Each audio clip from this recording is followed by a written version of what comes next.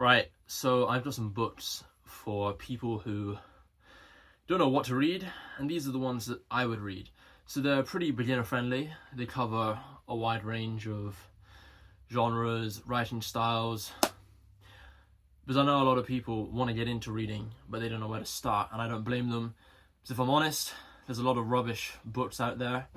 So I want to clarify and start this video by saying, get a Kindle, because a lot of the books that I read are on the Kindle. You might think it's unethical if you go onto some legal site and download a book, but it's better than wasting your money on a crap book, because if you have to spend money on a book, you don't like it, then you kind of hate yourself for a while, because you've just spent like 10 quid on a book you've read 5 pages of and think this is rubbish. Or maybe you read 30 pages and then it becomes rubbish, because you never know. Some books, they start off well and they plummet downhill. So if you're new to reading, invest in a Kindle. I've got books, but these are the ones that I actually enjoyed enough, and I think, you know what, I would give this author some money to show my appreciation. Otherwise, they just end up on the Kindle, the dead graveyard. So the first book, if you're new to reading, I recommend The Shadow of the Wind by Carlos Ruiz Zafón. I hope I spelled that right. May he rest in peace as well. I believe he passed away not too long ago. I read this book a long time ago.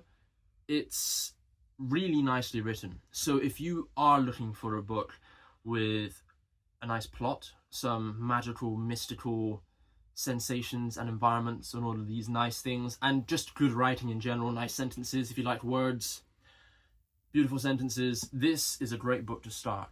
So like I said, I read this a while ago, so I don't exactly remember everything that happened, but I know there is a boy searching for the author, I believe, of a book that he discovered in this mystical library.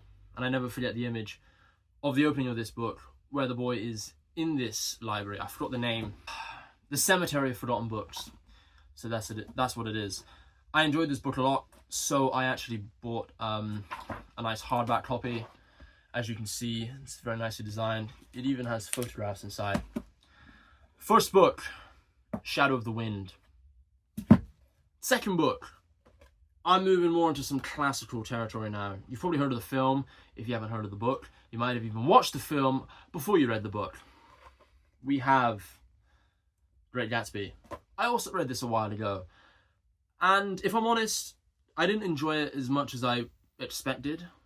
But the reason I'm recommending this to you is because it's quite an easy read. It's not too long, and it will just give you a good idea of a literary story, because honestly, there's not a lot of plot in this book. And you might argue, well, these things happen, but I always think of like a plot-heavy book, like Song of Ice and Fire, Game of Thrones.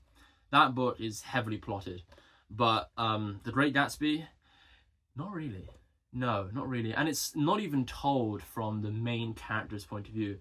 So that's interesting. It's about someone talking about the main Mr. Gatsby. So this is good. You can see the text. If you do get the book, it's not too big, and it's only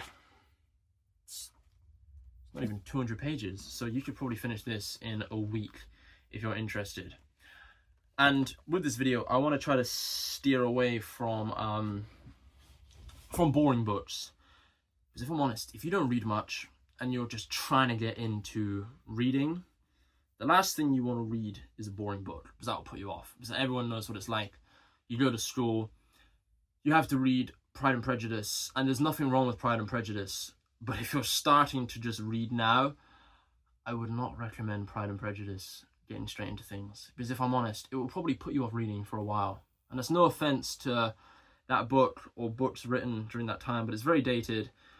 And frankly, it is pretty dull. So I do recommend reading perhaps some of these books to get you straight into it. Now I have a list of some books that are on my Kindle, which I do not actually have copies of yet. And the first book is one that I'm reading at the moment, and it's The Catcher in the Rye. You also might have heard of this one because it is very popular and it is considered a literary classic. And this book is pretty easy to read because you have some classics and the language is complicated. There's plot, loads of plot. For example, The Count of Monte Cristo, that's like 1,300 pages. Very good writing, very good story, but honestly, it's probably not the best book to read for people who are just kind of dipping their toe or their finger into writing. So The Catcher in the Rye, it's about a boy who, he leaves his prep school and he's just wandering around New York. And I'm at a point at the moment where he's just calling up some old friend. So I can't say there's a lot of plot, but the writing style, although there are some dated phrases and some words, it's good fun to read. I think it's like one of the earliest edgy books of the time. And I think some people like to read this thing now and adopt the main character's beliefs. But sometimes, like a film, you might watch a film and then see this character behave in this certain way and you walk out of the cinema thinking, you know what, I want to be just like this person, and you start acting like them.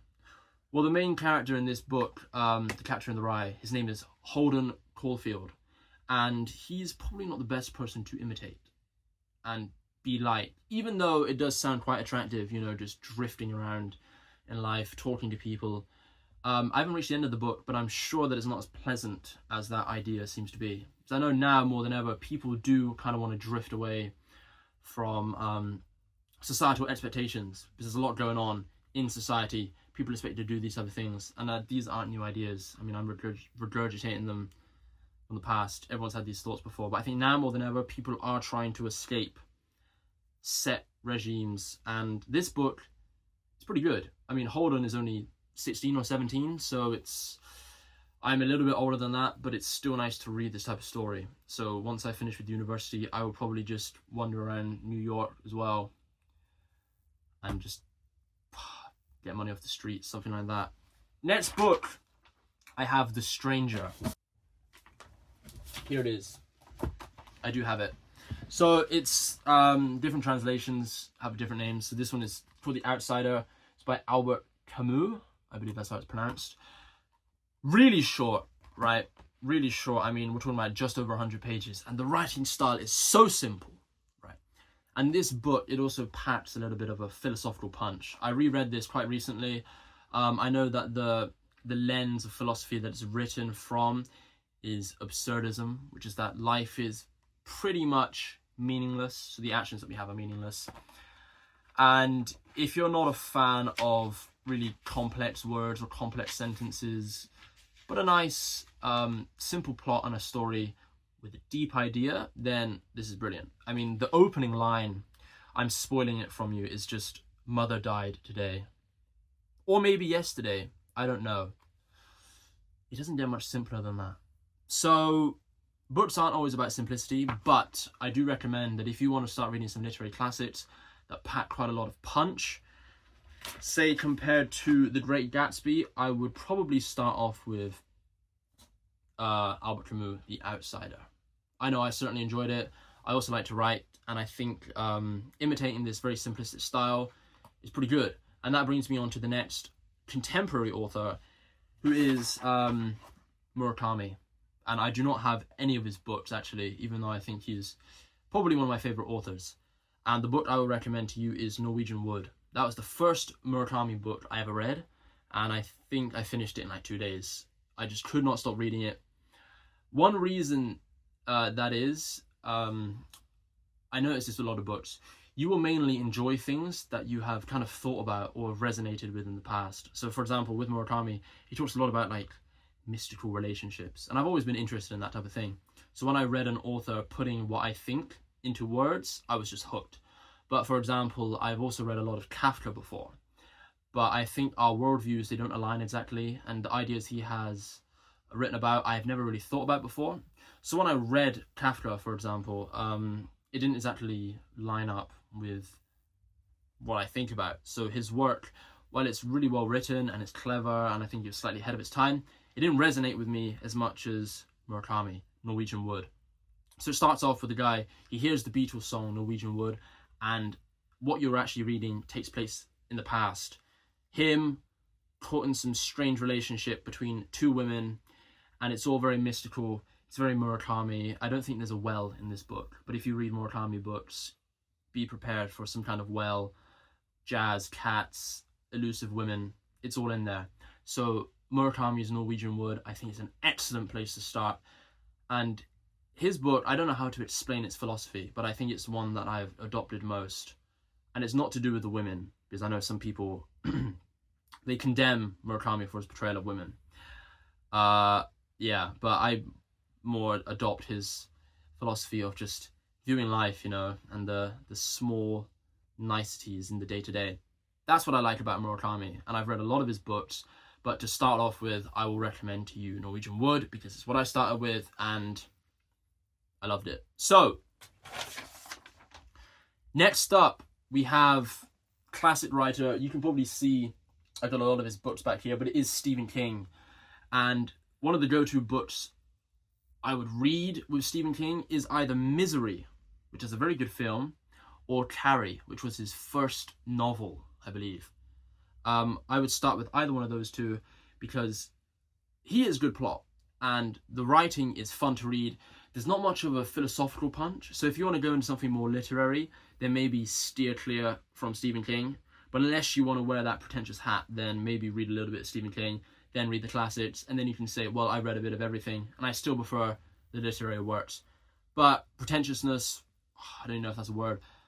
It doesn't really matter. Just read what you like. Stephen King, I would say, is for pure entertainment. And while some people might be purely entertained by books like The Great Gatsby, I personally wasn't. I just read it because I thought, well, this is a famous book. I must see what it's all about. Did it really stick with me or resonate with me? No. Did Stephen King resonate with me? No. But his plots are really fun and the writing is good. I love his writing style. It's very detailed, but he doesn't overdo it. Sometimes he does. Sometimes he knows how to waffle. Stephen King knows how to waffle, and it's all nice. But if you're just reading it from a purely reader, ingesting the story perspective, and not trying to learn something about how to write, then yeah, maybe stick with some of Stephen King's older novels, because they are the best. Misery, Carrie, Green Mile, Salem's Lot, they're all pretty good. Now, I do not have this book, but it is The Exorcist. If you are looking for horror and spooky, The Exorcist is a great place to start. It's a little bit dated, but I think it is one of those the S-tier horror books that came out a long time ago, and it kind of steered the path towards modern horror. And it is literally what the title says, is that it's basically about an exorcism of a poor young girl. I think her mother, or she was a movie star. I read this a while ago, but I just think it's a great place to get into the story. You can probably find a cheap copy in your charity shop or online, something like that. But The Exorcist, don't read it with the lights off on your own, because it does get a bit creepy. And you might not think that books can get scary, but I assure you, when you're on your own in a quiet place and you read for 30 minutes about some creepy ass stuff, it does get scary. So if you don't believe that, then this is the perfect place to start off. Read that book. One of the final books that I have is The Hobbit, because it is just pure fantasy. It's not quite the Lord of the Rings, because Lord of the Rings, I have it here. Lord of the Rings is dense. I mean, we're talking about 1,000 pages. There's a lot of lore, there's a lot of crazy words, and there's a lot of description. All of that is minimized in The Hobbit. Tolkien wrote it for, I believe, his grandchildren, but it's for a younger audience. So if you're starting off and you want to read a good story, good plot, nice writing and everything, The Hobbit is a perfect place to start. The story, I won't go into too much, but it is about, as the story suggests, a hobbit who's called to an adventure to reclaim, I believe, the home of the dwarves. And I will not go into too much else, but there is a dragon, and that's it. And it is good fun. That is all I have for what I would read if I did not know what to read. There are some other good books as well, some short stories, but they're not too traditional. I wouldn't say they're as mainstream as some of these books that I've listed off. There are books that you would probably find that a lot of other people have read as well. But I will probably do another video where I speak about some like lesser known books. I'm not this guy who gatekeeps all these underground books. I don't even read that many underground books. But I'll do another video explaining that. So, just to recap, we have The Shadow of the Wind. Really nice writing, good plot. The Great Gatsby, it's pretty simple and it's a classic story. Does it get a little bit slow? It depends. I would say probably not, but if I'm honest, do not start with that if you're going to read this list. I would recommend starting with something like The Outsider because it would not take you long. You could probably read this in one day, maybe even one sitting if you want to sweat it out. It's good, it packs a philosophical punch. Watch some videos about it afterwards just to think about it, and it's the type of book you can read again and again. Not The Lord of the Rings, but it's a younger little baby hobbit. That's good fun to read. I'll be honest, I actually haven't read it, but I know quite a lot about it. So it's a bit embarrassing, but I will read it, and it's perfect for beginners. So I'm just hoping at this point. And the other books, The Catcher in the Rye, which I'm reading right now, I would recommend that. It's literary, it does go straight into it, it's fun. It's like a Murakami and Stephen King, they had a love child. There's a bit more action than Murakami typically. And the writing is a little bit, I don't know, I say like bouncy. It's just got more like, it's just more grit, like a Stephen King novel. So The Catcher in the Rye is good. You also have Norwegian Wood by Murakami. Excellent. And if you want to read with the lights off in a dark house all alone, then I would say go for The Exorcist because it's quite creepy, it's old. Finding a good horror book is very hard to do, and The Exorcist is one of the old ones, and it is good. And also, Mr. King, much respect to Mr. King, we have to say Carrie. That is good fun. It's about a teenage girl who has telekinesis, and she has her first period in front of a group of other girls in a public shower. Does not go well. Anyway, that is my list. I hope you enjoy. And if you can read any of these books, then yeah, you would have dipped your toe or finger into the literary world. You might not enjoy it, so if you don't enjoy it, then just, I don't know, scroll on TikTok or something. Peace out!